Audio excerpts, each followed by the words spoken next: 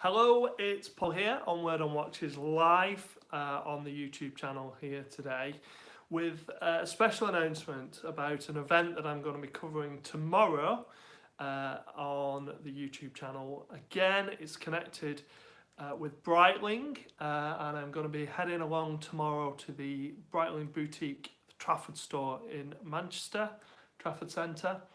And they've got a little event on there to celebrate 1 year of being open, the first year of business for the Breitling Boutique at the Trafford Centre in Manchester. So they've got a bit of a get together on tomorrow, and I'm going to be going along and covering it, or covering some of it anyway, for Word on Watches. It's going to be quite an interesting event because there's a chance to go hands-on with all of the new Navi Timer 8s. So if you've been following Breitling at all over the last year or so, under the new direction of Georges Kern, the new CEO of Breitling, there's been, let's call it a departure from the traditional kind of aviation, bulky military style wristwatches to a more nuanced, a more subtle, classic, elegant kind of style, harkening back to years gone by, but still, firmly at the moment, at least, a lot of interest in the aviation side of the business. So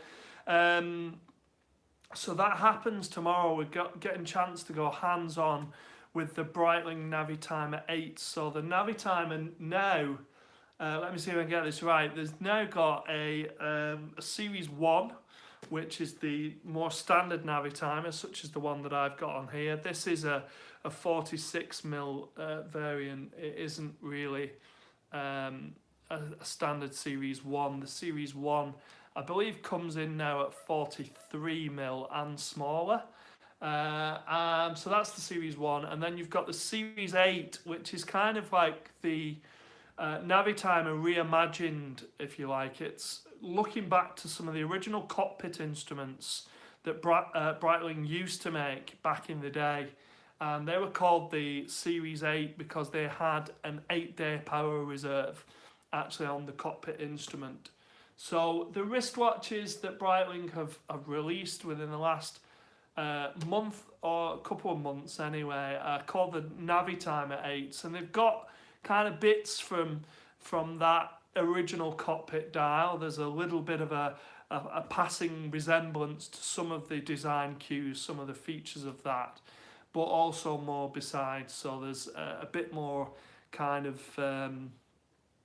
styling from some other Breitling watches from the 1950s onwards, really. In fact, in some senses, even earlier. There's some design cues which seem to me to go back beyond the 1950s anyway.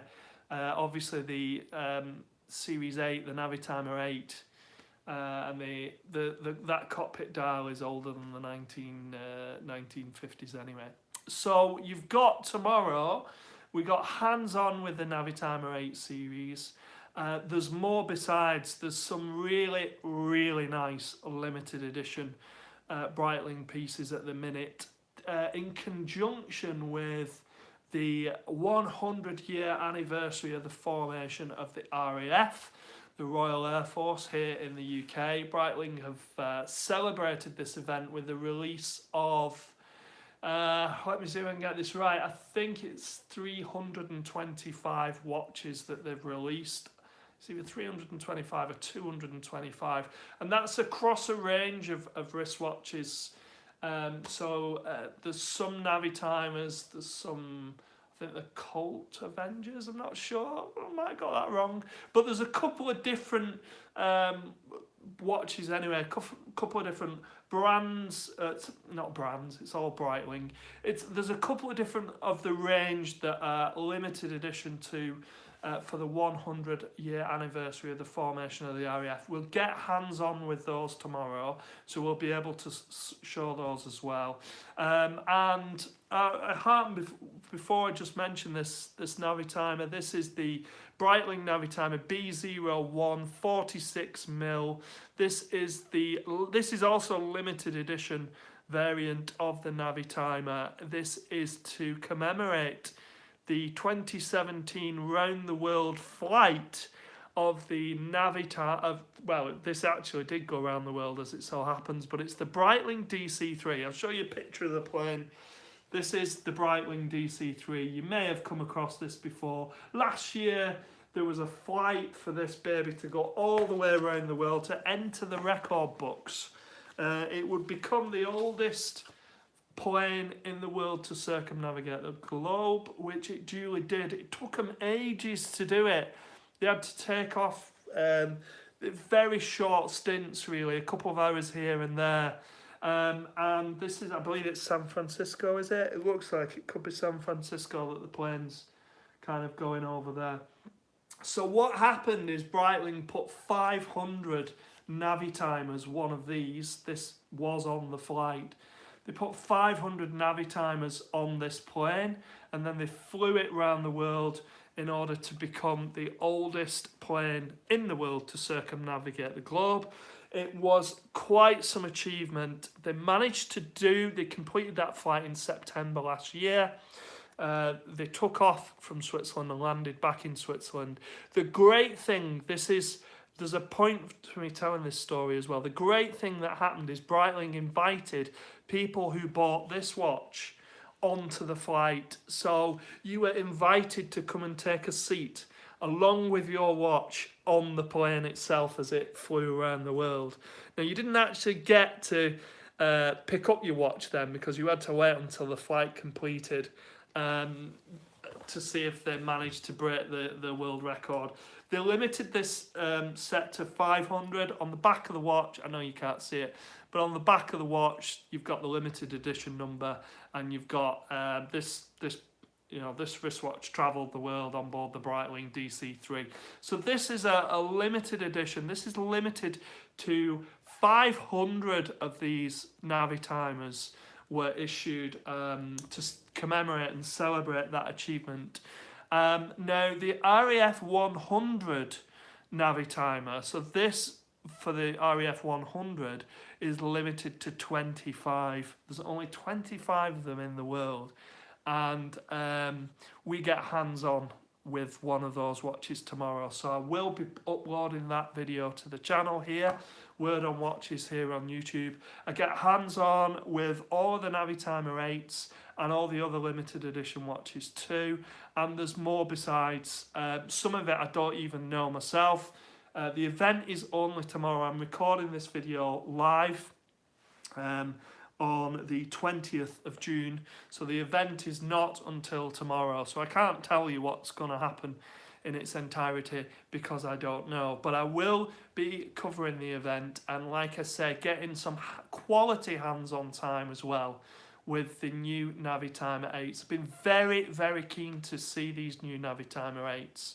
I've heard a lot about them. I've been following the kind of journey of the release of the Navi Timer 8 from when it was first announced right through to the current time now, where there's lots of different versions of this watch out, and there's some really nice, interesting looking versions of it. Let's put it that way, some really interesting looking versions.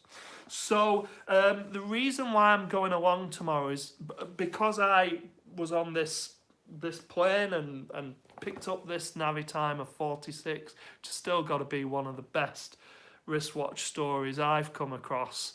Buy a watch, get a go on a plane. The only thing they could have done even better was let me have a go at flying the thing.